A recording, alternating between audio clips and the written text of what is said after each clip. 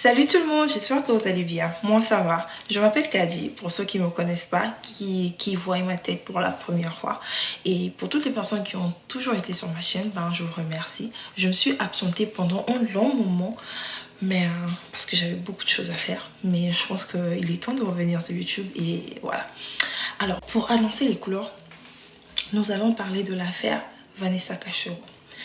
Vous n'êtes pas sans savoir que Vanessa Cachero, elle a fait une vidéo en live, et pendant ce live, elle parlait des hommes noirs, des Africains et des Congolais en particulier, que c'était des hommes pas bien, très méchants, qui maltraitaient les femmes.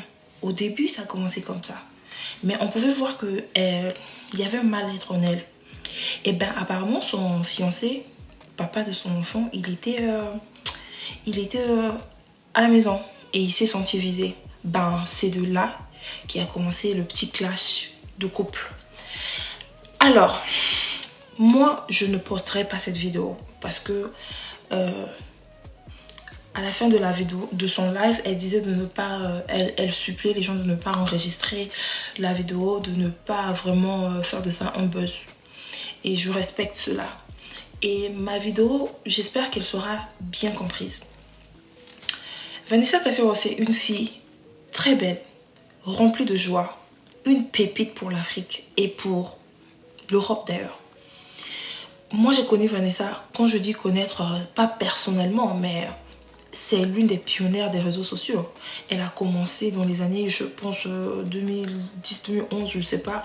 Moi, je l'ai découverte dans la vidéo où elle chantait avec la pomme.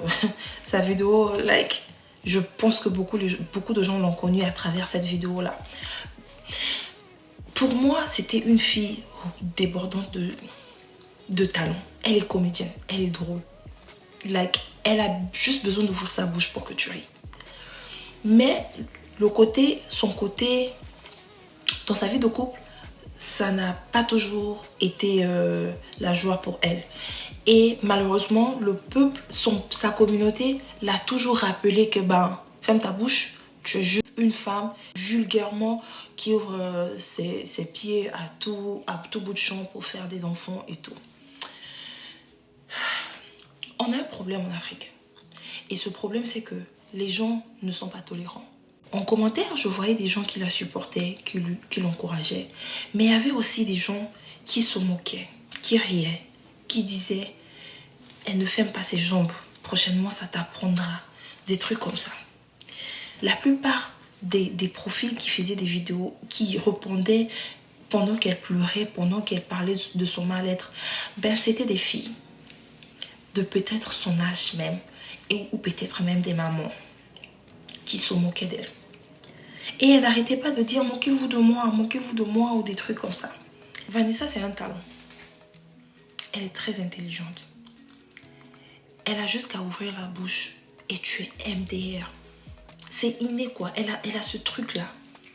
Mais comme on le dit, toutes les personnes qui sont très joviales, toutes les personnes qui vous font rire et tout, ne sont pas souvent les personnes les plus heureuses.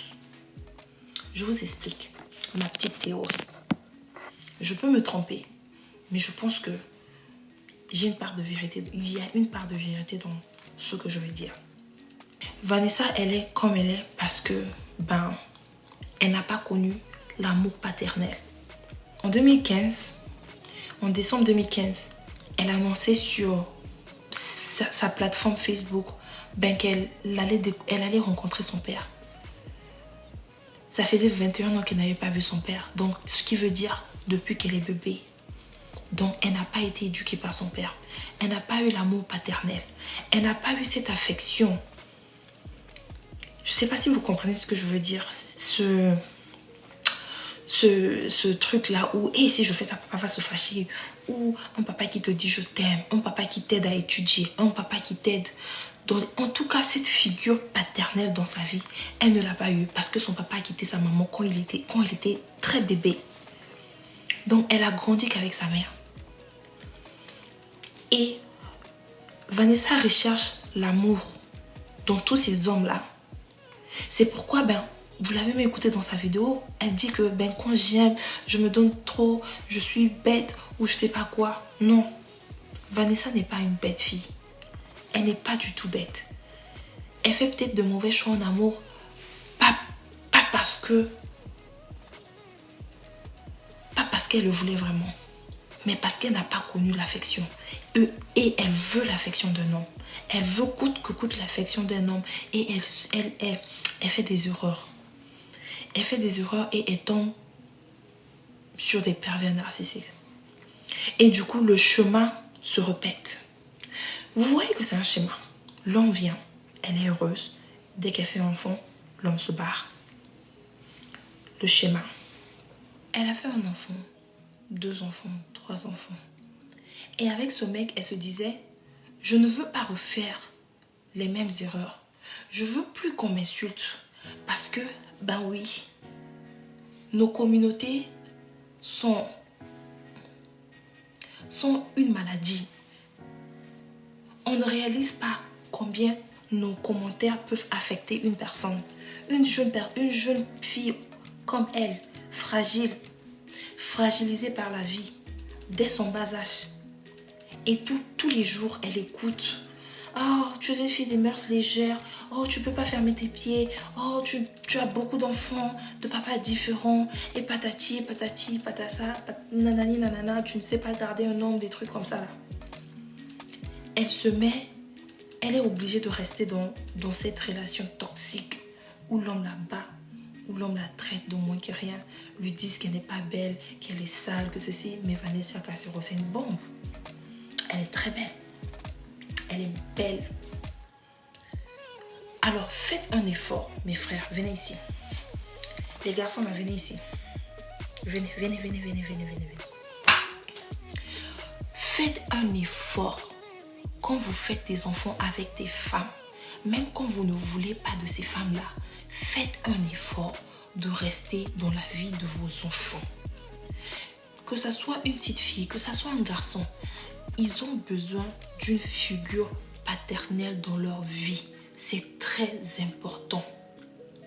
C'est très important, une figure paternelle dans la vie d'un enfant. Ne venez pas juste faire des enfants et les abandonner avec leur maman et attendre quand les enfants deviennent grandes ou grands et vous revenez dans leur vie comme si, je ne sais pas. Parce que Vanessa, elle a rencontré son papa quand elle avait 21 ans. Elle était même enceinte, je crois, de son premier enfant. Vous imaginez? Donc pendant 21 ans, elle a grandi avec sa maman. Elle n'a pas eu de figure paternelle. Elle ne cherche pas. Elle n'est pas juste à la recherche d'un gars. D'un gars avec qui ils vont faire un bon chemin ensemble. Non. Elle est à la recherche d'un mari, mais aussi d'un papa. Parce que cet amour-là, elle ne l'a pas eu. C'est pourquoi elle se donne à fond. Une go comme elle travaille limite pour le mec en fait. Elle s'occupe de presque tout dans la maison. Juste pour pouvoir garder cet homme-là avec elle. Parce que la communauté se moque d'elle, la communauté congolaise se moque d'elle, comme quoi c'est une fille de mœurs légères, c'est une maman qui a beaucoup d'enfants de papas différents et des trucs comme ça, les gens se moquent d'elle. À cause de votre bouche, elle se met dans ces trucs-là. À cause de vos bouches, à cause de vos commentaires, elle est obligée de rester dans cette relation toxique. Parce qu'elle a peur que les gens disent encore, tu as encore laissé cet homme-là. Oh, tu ne sais pas garder un homme. Oh, ceci ou cela. Sans savoir que peut-être qu'elle est avec un pervers narcissique. Elle a dit, ce mec la frappe. Pendant qu'elle était enceinte d'ailleurs. Elle a laissé presque... Vous savez, avec YouTube, on ne peut pas dire les mots terre à terre. Ce mec la maltraitait. Ce mec l'a abandonnée pendant qu'elle était enceinte. Mais elle n'a pas laissé cet homme-là. Pourquoi? À cause de nous, à cause de la communauté congolaise. À cause de... elle ne sait pas garder un homme. Vanessa n'a pas besoin de ça. Vanessa a besoin d'amour. Pas seulement d'un homme, mais de nous tous. D'abord, oui, depuis toute sa naissance, elle a connu son papa quand elle avait 21 ans. C'était en 2015. Comme je vous ai dit, depuis que j'ai découvert Vanessa, j'aimais son humour. Je la suivais sur Facebook. Vanessa a découvert son papa, elle a connu son papa, elle est allée à la gare en 2015 pour aller prendre son papa. Elle était avec sa maman, son frère et puis je ne sais pas avec qui encore. Vous imaginez le manque qu'elle a reçu, qu'elle a accumulé, cette absence paternelle dans sa vie? Vous ne connaissez pas les vies des gens. Vous ne vivez pas dans les vies des gens. Arrêtez un peu. Ce qui me fait réagir, ce qui me fait sortir aujourd'hui, c'est les commentaires que j'ai vus quand elle faisait son live. Et la plupart, c'était des femmes, des jeunes femmes, des mamans qui se moquaient d'elle. C'est vrai qu'il y a eu des messages bienveillants envers sa personne, mais ces moqueries, mais je ne pouvais pas en fait. Cette femme-là, elle a accouché il y a 9 mois, et elle découvre encore qu'elle est enceinte d'un bébé de 3 mois encore. Et ce mec-là, pour une banalité, lui boude pour rien plus. Elle a subi tout ceci, elle a subi toutes ces violences, mais elle ne l'a pas quitté. Elle ne l'a pas quitté, pourquoi? À cause de vous. Mes frères, quand vous mettez avec une femme et que vous faisiez des enfants avec cette femme-là, même si vous n'aimez plus cette femme, restez dans la vie de vos enfants. Occupez-vous de vos enfants. Aimez vos enfants. Aimez vos enfants. Prenez soin de vos enfants. Sinon pas, elles vont tomber dans les bras des pervers narcissiques comme ce archange. Il porte très mal son nom. Ils vont toujours tomber dans les bras de ce genre de personnes. Parce que tenez-vous, la figure paternelle, elle est très importante. Très très importante. Alors, c'est la fin de cette vidéo. On se retrouve pour une prochaine vidéo très bientôt. Je vous promets que je ne pars plus. Je pars plus, je suis de retour. I'm back. Bye.